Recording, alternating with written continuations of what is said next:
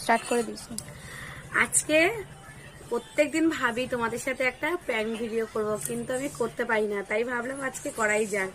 আর যেহেতু কদিন ধরে বৃষ্টি হচ্ছিল, আর আজকে কিন্তু বৃষ্টি নেই, এর জন্য কিন্তু আমি বাইরে যেতে পারছি। তো চলো প্র্যাঙ্ক ভিডিওটা আমি আর কি করে করবো সেটা তোমাদের প্রথমে আগে দেখিয়ে নিই। পাচ্ছ ওই দেখো, ওই জায়গাটা আমার হচ্ছে দিদির ছেলে আছে, তো আমরা চলে এসেছি ওখানে পুকুর পাড়ে চলে এসেছি।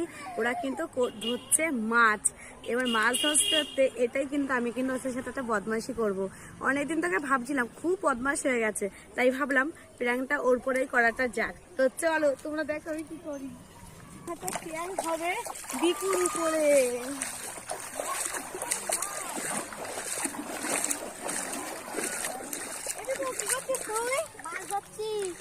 মাছ ধরছিস? কটা মাছ ধরেছিস? একটাও না, এই মাত্র তো আসলাম। ও মাছ ধরিস না কেন? না, ও মাছ কখন ধরবি? কটা বাজবে? দেখি কটা পাই। অনেকক্ষণ টাইম লাগবে? হ্যাঁ মনে হয়। ও দেখি, আমি একটু দেখি।